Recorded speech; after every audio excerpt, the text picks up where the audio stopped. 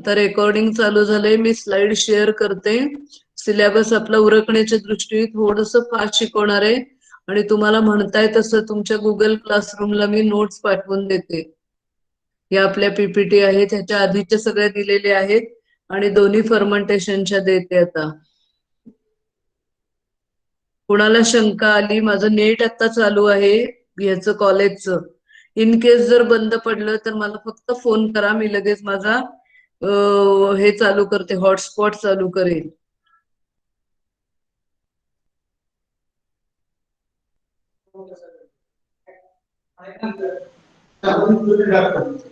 आपण citric acid fermentation हा point बघतोय. पहिलं इंट्रोडक्शन बघूया. Citric acid cycle is the try carboxylic acid cycle. शब्द नीट लक्षात घ्यायचा. ट्राय म्हणजे 3, कार्बोक्सिलिक ऍसिड असा ग्रुप ज्याच्यात आहे COOH असं ऍसिड, त्याला सिट्रिक ऍसिड सायकल म्हणतात. गेल्या वर्षी तुम्ही TCA सायकल शिकलेले आहात, त्यामुळे तुम्हाला सिट्रिक ऍसिडचे स्ट्रक्चर माहितीये. हे बघा, 3 कार्बनचे ही हे आहे, ऍसिड आहे, ऑर्गॅनिक ऍसिड. कार्बनची व्हॅलेन्सी 4 व्हायला पाहिजे. त्यामुळे इथे तुम्ही पहिल्या कार्बनला बघितलं तर प्रत्येक ठिकाणी एक COOH म्हणजे एक हात त्याचा COOH ने बांधलेला आहे, एक हात त्याच्या शेजारच्या कार्बननी बांधलाय, म्हणजे 3 हात असे आहेत. आणि पहिल्या कार्बनला 2 हात रिकामे राहतील आणि त्यामुळे ते 2 हात साठी 2 हायड्रोजन. मधल्या मध्ये मात्र एक OH ग्रुप आहे आणि शेवटच्या मध्ये परत CH2 2 हायड्रोजन आहेत. दिस इज द स्ट्रक्चर. स्ट्रक्चर अतिशय सोपं आहे. 3 कार्बोक्सिलिक ऍसिड असलेला ग्रुप आहे, 3 कार्बन आहेत आणि मधल्या कार्बनला एक OH आहे. एवढं लक्षात ठेवलं तर बाकीचे सगळे H2 तुम्ही भरून टाकू शकता. It is a component of lemon and other citrus fruit. म्हणजे हे लिंबू या वर्गातले ज्या फळं आहेत, संत्री, मोसंबी, यांच्यामध्ये हे सिट्रिक ऍसिड भरपूर प्रमाणात असतं. We'll see. It is the main component of lemon and other citrus fruit. Natural source आहे त्याचा. And it was first time isolated from lemon juice. And it is crystalline in 1784 by scientist Cheel.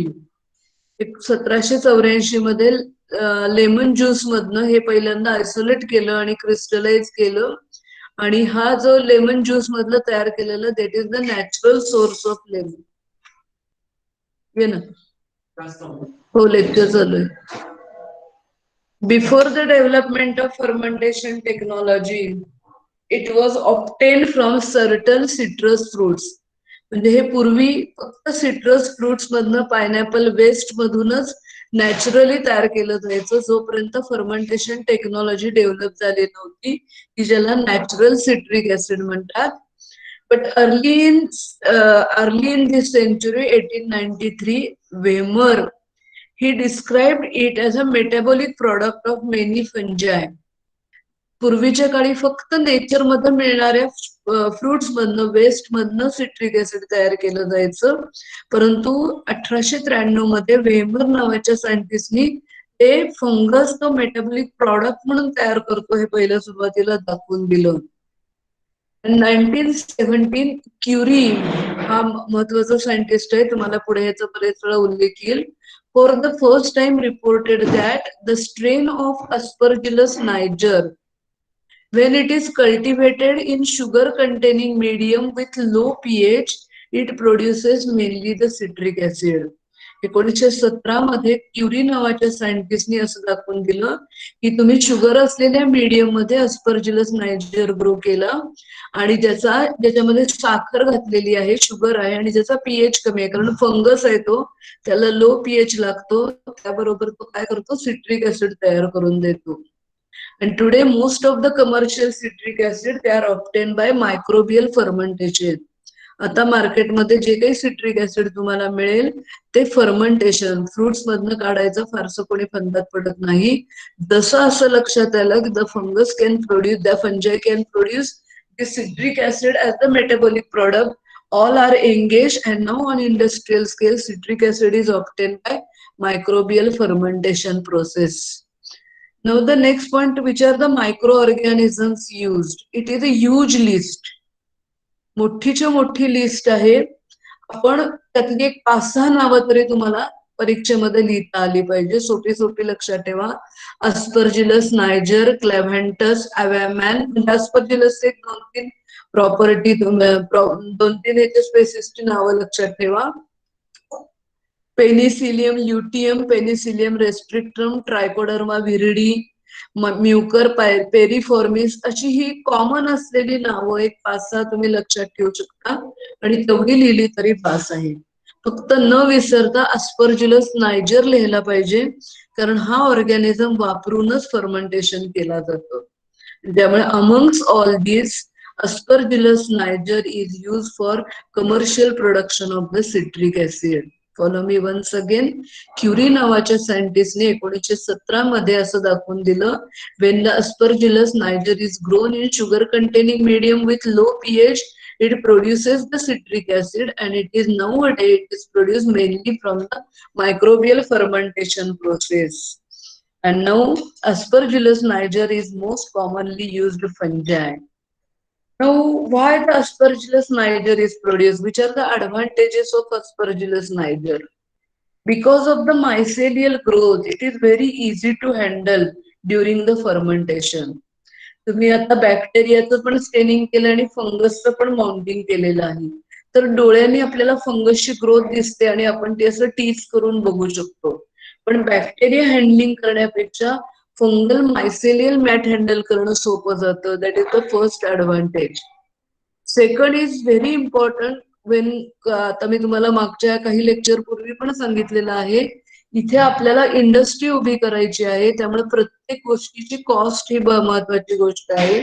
त्यामुळे तुम्ही असं fungus हुडकलं पाहिजे की ते chip raw material वापरेल आणि जास्तीत जास्त सिट्रिक ऍसिड देईल. And this is the organism Aspergillus. It produces very cheap raw material, not only for its growth but also for citric acid production. It gives a maximum yield and therefore process becomes economical. तुम्हाला कुठेही जर जास्तीत जास्त yield देणारी गोष्ट असेल, अगदी गहू किंवा शेतामधलं धान्य असू दे, तुम्ही बी बियाणं असं वापरलं पाहिजे की जे तुम्हाला जास्त त्याचं पीक देणार आहे. तसं आहे अस्परजिलस नायजर जे आहे ते इकॉनॉमिकल आहे, कारण ते जास्त yield देतं. And during the selection of aspergillus niger, you must. ओ कदम, जरा दार लावून घ्यायचं, आता तेवढा फॅन लावून जाऊ. Aspergillus niger strain following positive characters are considered. म्हणजे कुठलं तुमच्याकडे 10 अस्परजिलस नायजरचे असतील स्ट्रेन, तर कुठलं तुम्ही वापरणार? या 10 मधलं एक कुठलं तरी बेस्ट असं पाहिजे. It must be efficient in citric acid production. त्याने सिट्रिक ऍसिड इफेक्टिव्हली प्रोड्यूस केलं पाहिजे. It should be strain stability, म्हणजे त्याला म्युटेशन होऊन त्याच्यामध्ये चेंजेस होऊन उपयोग नाही. It should be stable strain. Next is it is easy to cultivate. तर सहजी ग्रो व्हायला पाहिजे. And should lack the ability to citric acid produce by them. काही काही फंगस आहेत किंवा बरेचसे बॅक्टेरिया, तुम्ही आम्ही सगळेजण सिट्रिक ऍसिड तयार करतो. आपल्याला टीसीए सायकल माहितीये, तर त्या टीसीए सायकल मध्ये सिट्रिक ऍसिड तयार झालं की लगेच ते आयसोसिट्रिक ऍसिड मध्ये जातं आणि आपल्याला सिट्रिक ऍसिड पाहिजे. त्यामुळे असा ऑर्गॅनिझम पाहिजे की it should lack the ability to degrade the citric acid further. And along with this, it should able to produce very negligible or very less amount of other organic acid as the byproducts.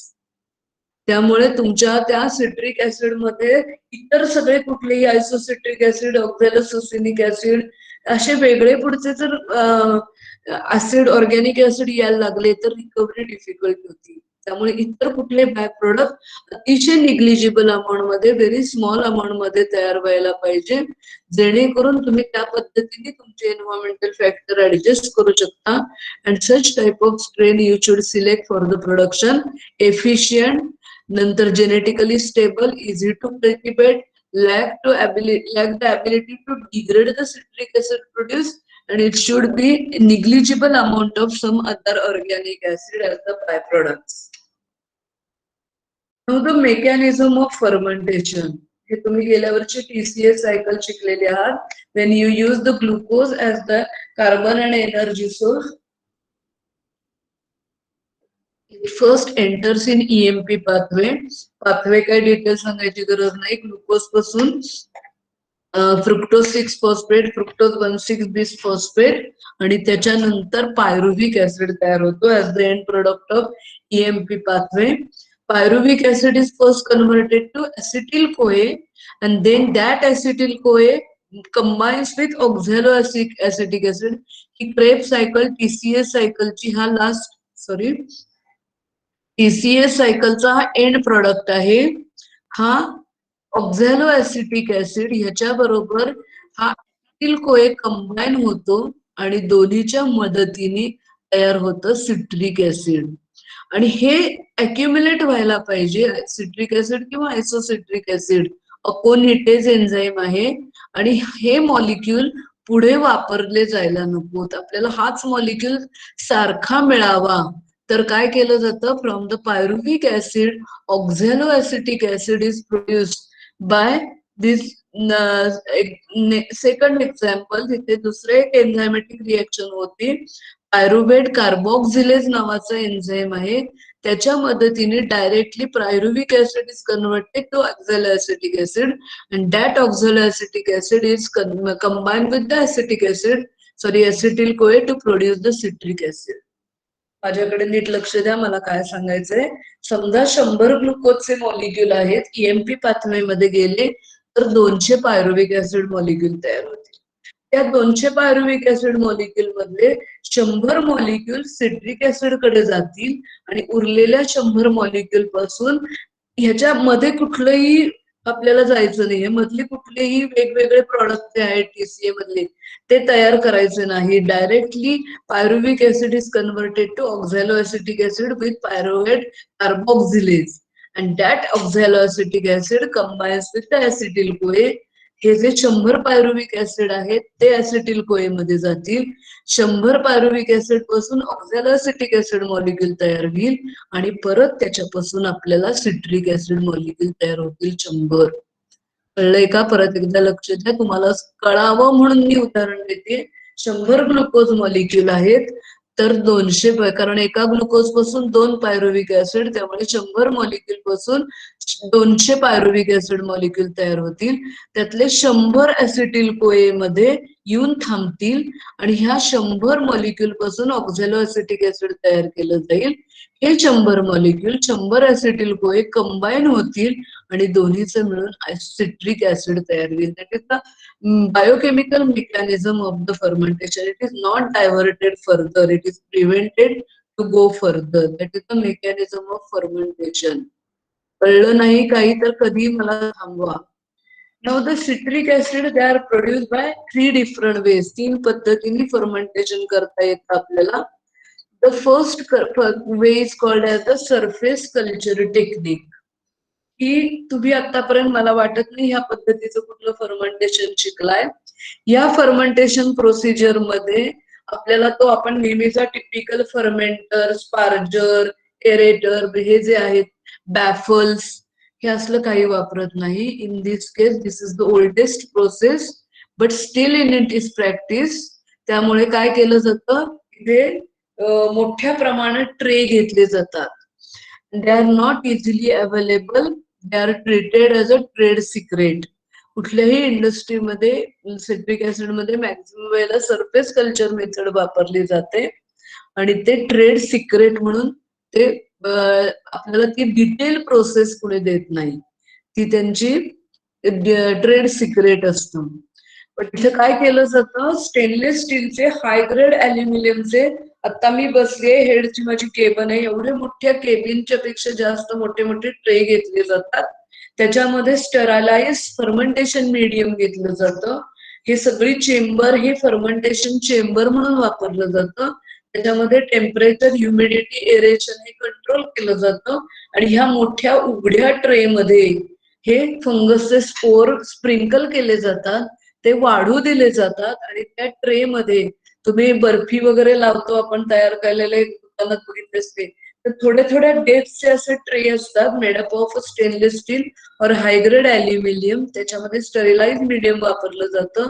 Medium आणि chamber फक्त सगळं स्टरिलाइज करून घेतलं जातं कारण ते open to air आहे आणि त्याच्यामध्ये कंट्रोल ठेवला जातो टेम्परेचर, ह्युमिडिटी, एरेशनचा. And the fungus is allowed to grow. तिथं ते फंगसचं मीडियम मध्ये inoculated with spore of the fungus.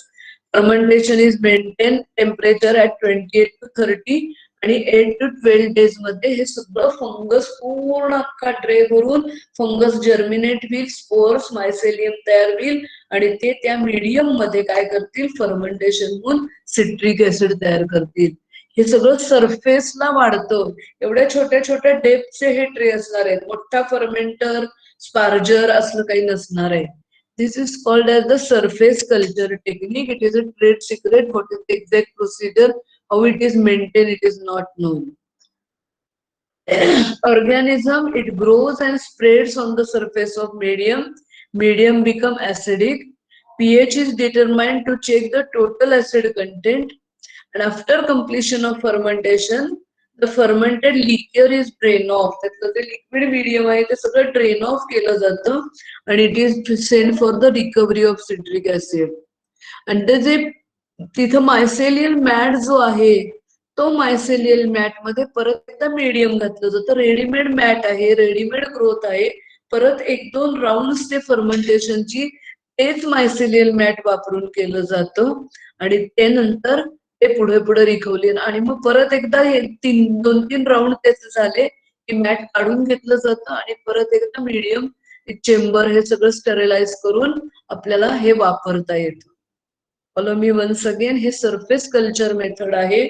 Shallow trays असतात स्टेनलेस स्टील किंवा अल्युमिनियम, हाय ग्रेड अल्युमिनियमचे बनलेले. हे फर्मेंटेशन चेंबर आणि सगळं फॉर्मल्डिहाइडनी, सल्फर डायऑक्साइडनी स्टराईल केलं जातं. ट्रे सगळे स्टरिलाइज केले जातात. स्टरिलाइज मीडियम त्यात घातलं जातं. फंगसचे स्पोर स्प्रिंकल केले जातात. त्याचे टेम्परेचर, ह्युमिडिटी, एरेशन कंट्रोल केलं जातं आणि 28 ते 30 डिग्रीला हे फंगस ग्रो केले जातात आणि त्या 10 ते 12 दिवसामध्ये पहिल्या सुरुवातीला मायसिलियल मॅट तयार होतं आणि मधनं त्याची ऍसिडिटी चेक केली जाते. त्याची डिझायर्ड ऍसिडिटी झाली की फर्मेंटेशन प्रोसिजर थांबवली जाते. त्यातलं लिक्विड मीडियम सगळं ड्रेन करून काढलं जातं आणि त्या मायसिलियल मॅट मध्ये परत एकदा फ्रेश मीडियम घालून ही प्रोसेस चालू केली जाते. ही 2 ते 3 राऊंड या पद्धतीने होऊ शकतात. दुसरं मेथड आहे, it is called as the submerge or deep fermentation. म्हणजे सबमर्ज म्हणजे बुडलेले. Submerged or deep fermentation. In this type of fermentation, sterile medium is inoculated with the spores of Aspergillus niger and it is subjected to various control conditions. इथे सुद्धा pH, temperature, aeration. आपला नेहमीचा fermenter जो आहे त्या fermenter मध्ये स्टरिलाइज medium टाकलं जातं, pH टेम्परेचर कंट्रोल केला जातो, एरेशन केलं जातं, ऍजिटेशन केलं जातं, टेम्परेचर 25 to 30 डिग्रीला कंट्रोल केलं जातं आणि 3 ते 5 दिवसामध्ये हे फर्मेंटेशन पूर्ण होतं कारण इथे रेडीमेड आपण इनॉक्युलम घालणार आहोत आणि ते इनॉक्युलम तुम्हाला 3 ते 5 दिवसामध्ये यील्ड देतं. लिकर काढून घेतलं जातं आणि पुढे फर्मेंटेशनची सिट्रिक ऍसिड रिकव्हरीसाठी पास केलं जातं. And then the mycelial mat can be recycled further for the next batch. इथं सुद्धा कायम नेहमी प्रत्येक गोष्टीचा इंडस्ट्री उभी करायची म्हणजे ही खर्चाचा खूप विचार केला जातो. हे मायसेलियल मॅट रेडी आहे, हे परत एकदा रिसायकल केलं जातं इन द सेम फर्मेंटर. त्याच्यातली दुसरी जी मेथड आहे 2 स्टेज फर्मेंटेशन. सबमर्जच आहे पण 2 स्टेज मध्ये केलं जातं. पहिली स्टेज आहे तिथं ग्रोथ स्टेज आहे आणि दुसरी स्टेज आहे अगदी कॉमन सेन्सचा प्रश्न आहे प्रोडक्शन स्टेज. सेम सगळं मीडियम तेच फर्मेंटर त्याच पद्धतीचा पण तो तिथे स्पोर्स टाकून पहिल्या सुरुवातीला मायसेलियल मॅट तयार केली जाते. ती मायसेलियल मॅट ग्रोथ स्टेज मधून काढून प्रोडक्शन टँक मध्ये टाकली जाते आणि तिथं 25 to 30 डिग्रीला 3 ते 4 दिवसामध्ये आपल्याला कंटिन्युअस एरेशन एजिटेशन करून फर्मेंटेशन होतं. परत एकदा लक्ष द्या, टाइप्स ऑफ फर्मेंटेशन मध्ये पहिली मी सरफेस कल्चर 2 वेळा सांगितलीये, दुसरी सबमर्ज मध्ये एकदाच फर्मेंटर मोठ्याच्या मोठा घ्यायचा, त्या फर्मेंटर मध्ये फंगल ग्रोथ टाकायची, नंतर मीडियम टाकायचं, एरेशन ऍजिटेशन कंटिन्युअस ठेवायचं, टेम्परेचर कंट्रोल करायचा आणि तिथे सुद्धा 3 ते 4 दिवसामध्ये फर्मेंटेशन होतं. लिकर काढून घेतलं जातं, मायसेलियल मॅट रिसायकल केली जाते. त्याच्या पद्धतीचाच दुसरा प्रकार आहे 2 स्टेज फर्मेंटेशन. पहिल्यामध्ये नुसती ग्रोथच तयार होती आणि ती ग्रोथ काढून प्रोडक्शन टँक मध्ये टाकली जाते आणि त्यामुळे तिथे 3 ते 4 दिवसामध्ये परत आपल्याला सिट्रिक ऍसिड तयार करून मिळतं. अँड द नेक्स्ट थर्ड प्रकार जो आहे, टाइप जो आहे, solid state fermentation. The technique was first time described bye cone in 1938 but not used extensively because it requires excess labor cost. Solid state fermentation हे जास्त करून वापरलं जात नाही कारण लेबरची कॉस्ट वाढते. यामध्ये काय केलं जातं, fermentation medium is impregnated on porous solid material such as sugar cane bagasse, potato or beet pulp or pineapple pulp. And the medium is then inoculated with the spores of Aspergillus niger. म्हणजे काय बघा, आता आपण जे काही सगळे 2-3 प्रकार बघितले, 2 स्टेज असू दे, सबमर्ज असू दे किंवा सरफेस असू दे, त्या सगळीकडे फर्मेंटेशन मीडियम आपण लिक्विड वापरलं होतं. आता काय केलंय त्यांनी, कुठलं तरी एखादं पोरस सॉलिड मटेरियल, आता असं इमॅजिन करा माझ्या हातामध्ये शुगर केन बगॅज आहे, म्हणजे काय आहे, उसाचं पाचड म्हणतो आपण ते आहे, किंवा बटाट्याचे साली पल्प, ते बीटचं जे आहे ते साली काढलेली आहेत, ते मटेरियल, किंवा पायनॅपल बघा तुम्ही, पायनॅपल आपण घरी आणलं तर सगळं तासून त्याचं खूप वेस्ट मटेरियल जातं.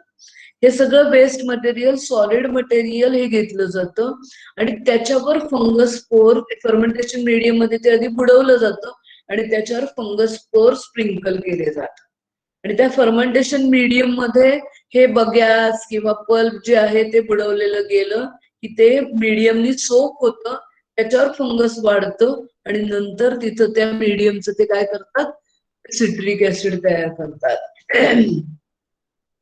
And then it is incubated at 25 to 30 degrees Celsius for 6 to 7 days.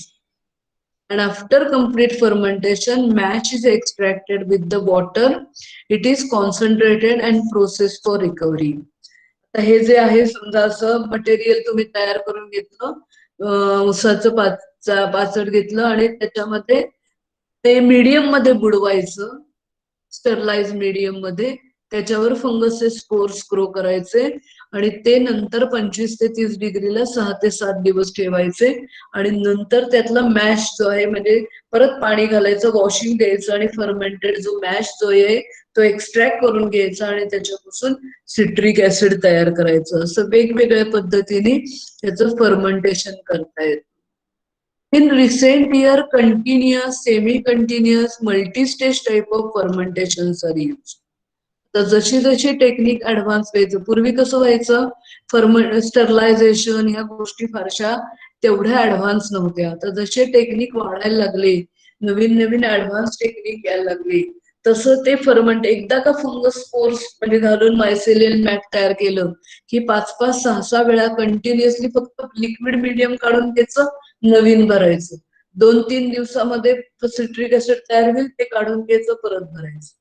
Semi continuous मध्ये म्हणजे ते पहिल्या स्टेज मध्ये ग्रोथ, दुसऱ्या स्टेज मध्ये किंवा मल्टी स्टेज मध्ये, अशा वेगवेगळ्या प्रकारच्या नवीन अनेक टेक्निक यायला लागलेले आहेत, पण मेनली सरफेस, सबमर्ज आणि सॉलिड स्टेट. हे सगळ्यामध्ये मीडिया काय, कुठलं मीडिया वापरलं जातं, मीडिया कंपोजिशन. पण कुठली कुणी, तुम्ही आम्ही असू दे, बॅक्टेरिया असू दे, सर्वांना कार्बन पहिला लागतो. आपण न्यूट्रिशन हा FY ला टॉपिक शिकलेला आहे. त्या न्यूट्रिशन मध्ये काय असतं, न्यूट्रिशनल रिक्वायरमेंट जे आहेत त्यातली पहिली रिक्वायरमेंट आहे कार्बन. तुम्ही आम्ही जेवायला बसलो तर त्या आपल्या ताटामध्ये आपल्याला आयदर चपाती, भाकरी किंवा भात असा हा कार्बन खायला पाहिजे. नुसत्या कोशिंबिरी उसळी आपल्याला खाऊन आपलं पोट भरणार नाही. म्हणजे थोडं वाटेल तेव्हा पोट भरल्यासारखं, पण आपल्याला एनर्जी किंवा कार्बन मिळणार नाही. आणि त्यामुळे ऑर्गॅनिझमला, फंगलला, सर्वांना कार्बन सोर्स लागतो. आणि according to laboratory study, sucrose is best carbon source. Sucrose हा सर्वात महत्वाचा कार्बन सोर्स आहे. 15% sucrose concentration should be used. 15% सुक्रोजचं कॉन्सन्ट्रेशन. आता हा फंगस आहे असं डोक्याशी पहिलं हे ठेवा. आतापर्यंत आपण जे काही फर्मेंटेशन शिकली, म्हणजे पेनिसिलिन मध्ये पण फंगस होतं, पण ह्याला शुगर कॉन्सन्ट्रेशन जास्त लागतं आणि लो पीएच लागतो. बॅक्टेरियाची ग्रोथ असेल तर त्याला 1-2% शुगर पेक्षा जास्त शुगर मध्ये तो वाढू शकत नाही. 15% सुक्रोज कॉन्सन्ट्रेशन. आणि हे एवढं कॉन्सन्ट्रेशन आपण वापरलं पाहिजे, because excess concentration leaves the sucrose unconverted to citric acid. त्याची खाण्याची कपॅसिटी फक्त 15% आहे. त्यापेक्षा जास्त सुक्रोज जर वापरला तर त्याचं कन्व्हर्जन सिट्रिक ऍसिड मध्ये होऊ शकत नाही. तो कार्बन, ती सुक्रोज वाया जाते. समजा तुम्ही ती कमी वापरलं तर यील्ड अफेक्ट होते. तुम्ही जर हे जर वापरलं तर ते यील्ड मध्ये फरक पडतो.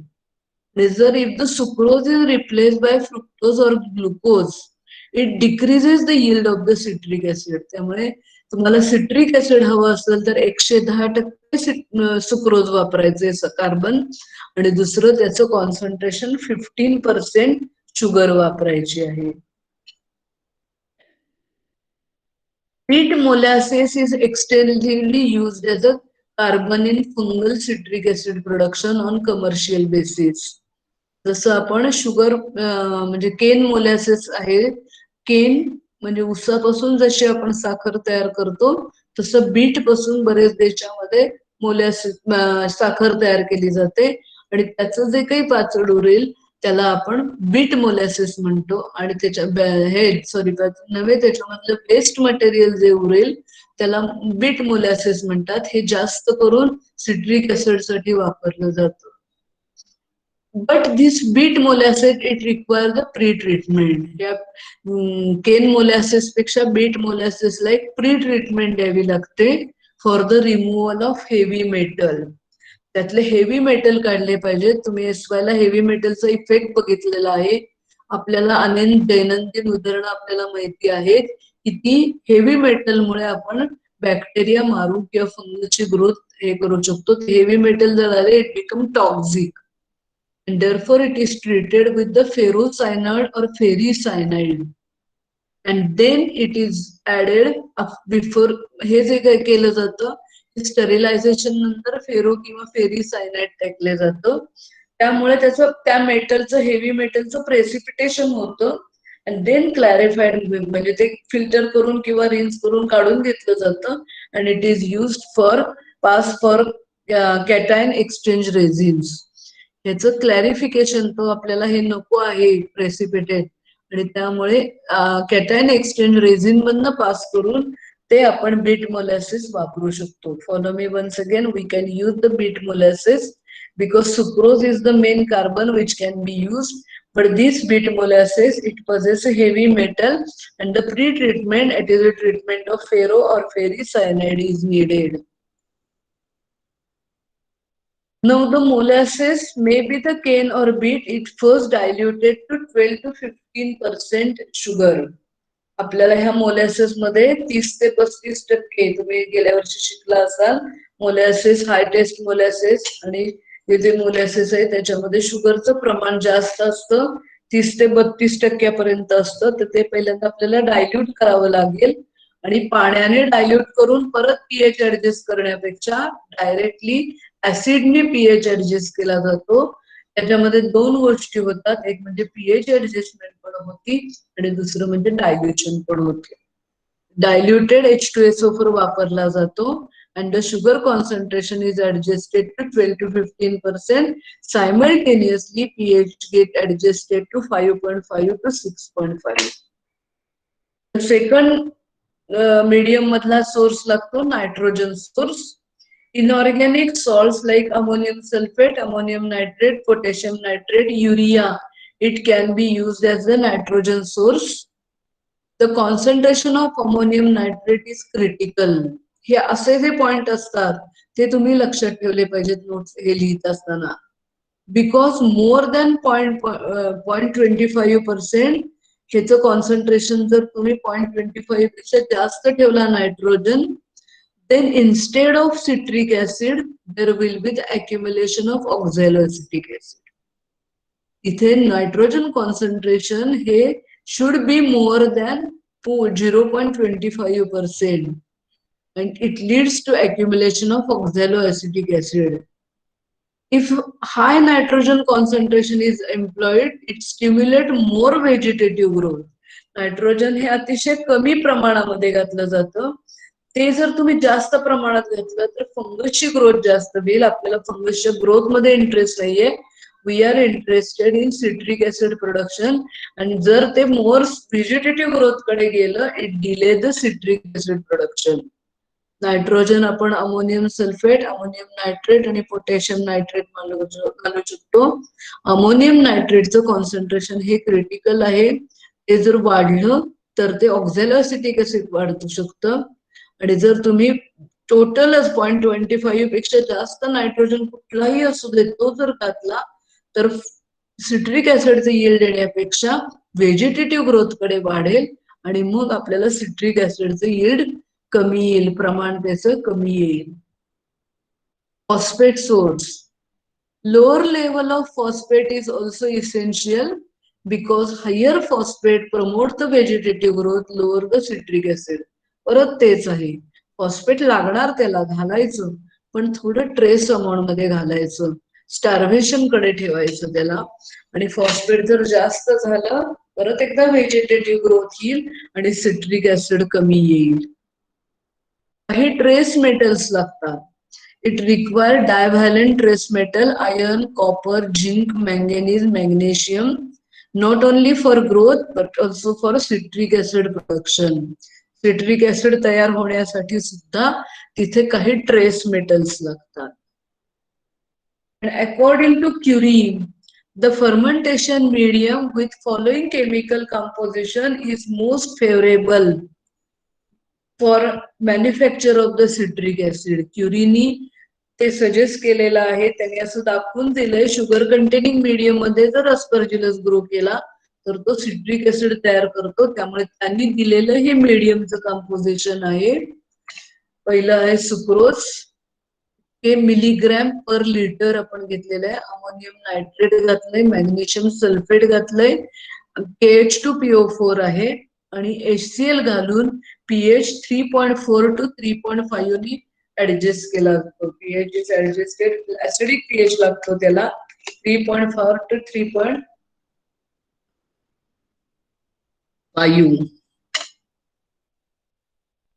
आता हे मीडियम आपलं झालं. कार्बन, नायट्रोजन, फॉस्फरस, सल्फर सगळं घालून झालं, pH ऍडजस्ट करून झाला. आता त्याला एन्व्हायरमेंटल कंडिशन्स फर्मेंटेशन्सला कुठल्या लागतात ते बघूया. According to Curie, the pH of medium should be adjusted to 3.4 to 3.5 with dilute HCl. This dilute HCl is found to be superior to nitric, sulfuric and acetic acid. हे त्यांनी दाखवून दिलंय, त्याच्यावर अभ्यास केला, रिसर्च केला आणि असं लक्षात आलं की डायल्यूट HCl नी तयार pH ऍडजस्ट केला तर तो जास्त सुपिरियर होतो, यील्ड चांगला येतो. Previously for maintenance of pH at desired level, CaCO3 is added in the medium. हे कॅल्शियम कार्बोनेट पहिल्यांदा वापरलं जायचं कारण ऍसिडिक कंडिशन जर झाली तर परत ती फंगसची ग्रोथ, म्हणजे जेवढा ऍसिड तयार होईल तर ती मेंटेन ऍसिडिक कंडिशन डिझायर्ड लेवलला मेंटेन करण्यासाठी 3.4 to 3.5 साठी पहिल्यांदा CaCO3 कॅल्शियम कार्बोनेट वापरलं जायचं. But nowadays it is not added because it favours the contamination. ते जर घातलं तर कंटॅमिनेशन होण्याचे चान्सेस वाढतात आणि म्हणून CaCO3 अलीकडे घालत नाहीत. तुम्ही आता कंपोजिशन मध्ये बघितलं 4च कंपोनंट आहेत, sucrose, ammonium nitrate, magnesium sulphate आणि KH2PO4. HCl डायल्यूट HCl नी pH 3.4 to 3.5 घेतला जातो आणि CaCO3 पूर्वी घालत होते, आता घालत नाहीत. Low pH values in the fermentation are desirable because of the following reason. 3.4 to 3.5 इतका कमी pH हा फेवरेबल आहे, डिझायरेबल आहे. कशासाठी? Sterilization of medium is more readily effected. हे लो पीएच मुळे sterilisation, low pH in the fermentation हा desirable आहे. हाय पीएच जर झाला तर त्याचं स्टरलायझेशन मीडियमचं करणं तेवढं इफेक्टिव्ह होत नाही जेवढं ते लो पीएच ला. लो पीएच असल्यामुळे formation of citric acid is favour. PH जर वाढला तर काय होतं, इतर ऑर्गॅनिक ऍसिड सिट्रिक ऍसिडच्या ऐवजी तयार होतील. We are interested in citric acid production and therefore that much low, that is 3.4 to 3.5 pH, it favors, it stimulates the formation of citric acid, as well as it decreases, suppresses the formation of oxalic acid. एका वेळेला citric acid पासून oxalic acid तयार होऊ शकतं. ते low pH झालं, ठेवला, maintain केला तर ऑक्झॅलिक ऍसिड तयार होत नाही, सिट्रिक ऍसिडच फेवर होतो. आणि आपल्याला सर्वांना माहितीये लो पीएच असल्यामुळे बॅक्टेरियल कंटॅमिनेशन हा प्रॉब्लेम येत नाही. Danger of contamination is minimize. त्यामुळे आपण मिल्क मायक्रोबायोलॉजी तुम्ही कधी शिकला? SY ला शिकला असाल. आपल्या घरामध्ये दूध जर खूप जास्त उरलं काही कारणाने तर आपल्याला दूध टिकवून ठेवता येत नाही, पण तेच जर दूध तुम्ही विरजण लावलं, दही केलं, चक्का केला, श्रीखंड केलं, आम्रखंड केलं तर ते तुम्हाला एकदा 8-10 दिवस सुद्धा टिकू शकतं. आणि त्यामुळे ऍसिडिक कंडिशन करणं हे कंटॅमिनेशन, एरवी तुम्ही नुसतं दूध ठेवलं तर बॅक्टेरियल कंटॅमिनेशन ते खराब होईल. किंवा लोणची मुरांबी जे आहे ते ऍसिडिक कंडिशन गेलं की बॅक्टेरियल ग्रोथ, थोडीशी फंगल कंटॅमिनेशन त्याच्यावर आपल्या येऊ शकेल, परंतु बॅक्टेरियल कंटॅमिनेशनचे चान्सेस कमी होतात. Therefore low pH is favourable. Sterilisation व्यवस्थित करता येतं, सिट्रिक ऍसिडच प्रोड्यूस होऊ शकेल, ऑक्झॅलिक ऍसिड तयार होण्याचा सप्रेस केलं जाईल आणि कंटॅमिनेशनचा प्रॉब्लेम अवॉइड केला जातो. Lastly, the stationary pans or trays must be protected from the corrosion. Due to low pH, or container should be of the stainless steel or aluminum. आपण घरी आपण एखादं लोखंडाचं वगैरे भांड घेतलं तर तुम्हाला आईला, आजीला, काकूला, मावशीला मायक्रोबायोलॉजी किंवा सायन्स माहित नाही, पण जर आपल्याला काही आंबट कढी सारखा पदार्थ करायचा असेल तर ती तुम्हाला कायम सांगेल की ही लोखंडाची वस्तू वापरू नकोस. किंवा आपण फोडणी केली आणि ती लोखंडाची पळी जर कढीत बुडवायला लागलो तर लगेच सांगतात घरचे की ते बाजूला घे. तव्यात सुद्धा आंबट, कारण ते सगळे ते करोजन होतं तिथे, आणि हे करोजन अवॉइड करण्यासाठी अलीकडे काय केलं जातं, स्टेनलेस स्टील किंवा अल्युमिनियम. आपण सुद्धा फोडणी करायची झाली कढीला तर आपण लगेच अल्युमिनियमची कढई किंवा नॉनस्टिक घेतो. तुम्ही जर लोखंडाची घेतली तर त्याच्यामध्ये करोजन होऊ शकतो. Temperature, exact required temperature of incubation depends upon the fungal strain. तुम्ही कुठल्या प्रकारचं फंगस स्ट्रेन वापरणार आहात आणि कुठल्या प्रकारचं फर्मेंटेशनचं टाईप वापरणार आहात, सरफेस, सबमर्ज, त्याच्यावर तुम्हाला कुठलं टेम्परेचर किती ऍडजस्ट करायचं ते ठरेल. Generally the optimum temperature is 26 to 28 degree Celsius. हे 0 जर आम्हाला हे करायचं राहिलंय. Increase in temperature decreases the citric acid production. समजा ह्याच्या लेवलच्या वर जर टेम्परेचर ऍडजस्ट केलं गेलं 30-32 तर सिट्रिक ऍसिड तयार होण्याच्या ऐवजी ऑक्झॅलो ऍसिटिक ऍसिड तयार होतं. We are interested in production of citric acid and therefore temperature should be adjusted to 26 to 28 degrees Celsius. Aeration ही सिट्रिक ऍसिड सायकल किंवा हे सगळी एरोबिक आहे आणि त्यामुळे it is very very necessary to supply air to the surface of seeded medium in the surface culture technique. आता ह्या tray आहे, ह्या ट्रे मध्ये जर बॅक्टेरियल ग्रोथ, सॉरी फंगस वाढत असेल तर त्याच्या सरफेसनी स्टराईल एअर आपल्याला सप्लाय करावी लागते. Sterile air oxygen it's continuously आपल्याला इथे सरफेसला द्यावा लागतो. तेच फर्मेंटर असेल तर आपल्याला सबमर्ज फर्मेंटेशन असेल तर आपल्याला काय करावं लागतं, स्टराईल एअर और oxygen it should B continuously supplied in the submerge fermentation. From laboratory study, it is found that the rate of aeration either lower or higher than the optimum rate gives the lower yield of the citric acid. एक ठराविक rate आहे समजा oxygen supply करायचा, त्याच रेटनी जर तुम्ही fermentation केलं तरच तुम्हाला व्यवस्थित यील्ड मिळेल. एरेशनचा रेट कमी झाला किंवा एरेशनचा रेट वाढला तर सिट्रिक ऍसिडच्या तयार होण्याचं प्रमाण कमी होतं. Lower the yield of the citric acid. Therefore, it is very, very essential to determine the optimum rate of aeration at the time of installation of the new apparatus. समजा तुमच्यापैकी काही जणांनी भविष्यात जर इंडस्ट्री उभी करायची ठरवली तर पहिल्यांदा तुम्हाला एरेशनचा रेट किती आहे त्या apparatus मधला हे तुम्हाला आधी फिक्स करून घ्यावं लागेल. हे प्रत्येक कुठली इंडस्ट्री घ्या त्याच्यामध्ये R&D डिपार्टमेंट असतं, रिसर्च अँड डेव्हलपमेंट. त्यांना या सगळ्या गोष्टी सगळे पॅरामीटर तयार करून सांगावे लागतात की असं करा तसं करा.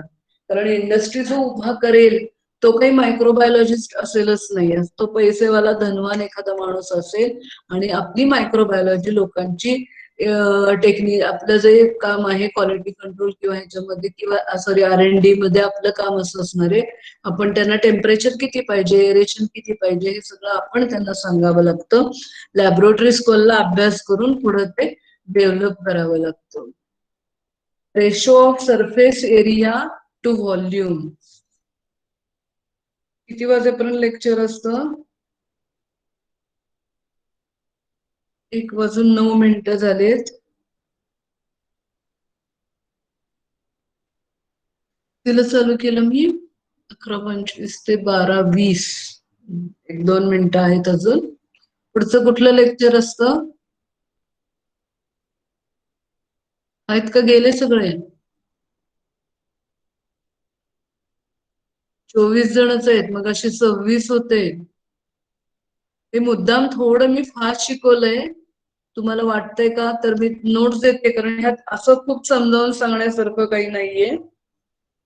हे झालं माझं की हा टॉपिक संपला की पहिली 3 तुमची जी शिकून झालेली फर्मेंटेशन आहेत ती तुमच्या ह्याच्यात गुगल क्लासरूमला मी सगळ्या पीपीटी देते पाठवून. त्याच्या आधीच्या व्हायरोलॉजीच्या सगळ्या तुम्हाला मिळालेल्या आहेत आणि तुम्ही तर स्क्रीनशॉट काढूनच घेता, त्यामुळे नोट्सची काही गरज नाहीये. जरा सांगा मला हवे का? स्नेहा मोरे, मग अशी तुम्ही हा मिस पाठवा तुम्ही गुगल क्लासरूमवर. नाही पण तुम्ही म्हणतच नाही ना, तुमच्याकडे असतील की आता. वैष्णवी पवार, आज बॉय कोणीच नाहीये. आहे मॅडम. कोण रे? प्रशांत. प्रशांत. काय रे, नोट्स हवेत काय नकोत? हो पाहिजेत मॅडम. तुमची परीक्षा जवळ आली आता, अजून माझी 2 फर्मेंटेशन शिकवून व्हायचे. मी जरा थोडं आता फास्ट घेतलंय पण असं वेगळं ह्याच्यामध्ये सांगण्यासारखं काही नाहीये. तर काही अडचण आली असेल तर विचारा, नोट्स मी देते तुम्हाला. भारती,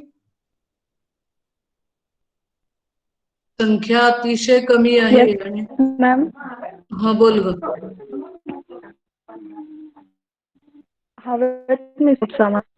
नोट्स हवेत. बर, आपण काय करूया, उद्यापासून तुमची परत प्रॅक्टिकल चालू होणार आहे. तर आता मी उतेकर मॅडमशी बोलते की आपण तुम्हाला कुठली मुलं बोलवायची, मागची जी होती त्यांना बोलवायचं, 1 दिवस करून गेलेली त्यांना, का पुढच्या मुलांना बोलवायचं ते जरा विचारून आम्ही तुम्हाला सांगतो. मी समजा विसरले तर मला एक आठवणीचा फोन करा की मॅडम तुम्ही सांगितलं नाही म्हणून. उद्यापासून आपल्याला प्रॅक्टिकल घ्यायचं आहे. तर तसं करूया. आणि परवा एक उतेकर मॅडमना कोणीतरी म्हणत होतं की तुम्हाला जर प्रॅक्टिकलला यायचं झालं तर तुमचं लेक्चर अटेंड करून तुम्हाला पोहोचता येत नाही म्हणून कॉलेजमध्ये. असं कोण आहे आता प्रेझेंट जे 25-24 मेंबर आहेत त्यातलं कोण आहे का? हा मिस मी आहे. कोण ग मला जरा दाखव बरं. रेश्मा मुलानी का? बघू चेहरा बघू तुझा.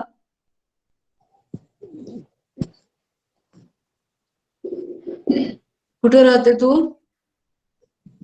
सदर बाजार मध्ये. अगं मग ते इथल्या इथे यायला तुला जमत नाही होय ग? मिस लेक्चर करून येतोपर्यंत वेळ होतो थोडा. अगं कसला वेळ होतोय? तुम्हाला मध्ये तू तर इथे राहतेय, काही काही जण परगावर येणार आहेत आणि तू अशी म्हणल्यावर अवघडच झालं. काही अगदी डोंगर दऱ्यातनं मुलं मुली येणार आहेत. तर त्याच्यावर काही एक सोल्युशन निघते का हे पण आम्ही बघतोय. जरा तुम्ही मला परत ह्या दोन्ही गोष्टीसाठी फोन करा. मी समजा विसरले तर चालतंय का? आता पुढचं लेक्चर कुणाचं आहे माहिती का तुम्हाला टाइम टेबल मध्ये? बर मी आता संपत आली वेळ. मी थांबतेय.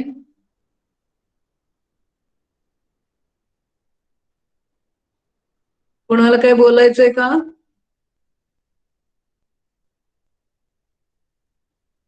संख्या आता मी बंद केलं त्यावेळेला 26 होती, लगेच 24 झाली. आता शेवटी तुमचं नुकसान होणार आहे. आम्हाला काही फरक पडत नाही. परीक्षा आली आहे जवळ तुमची.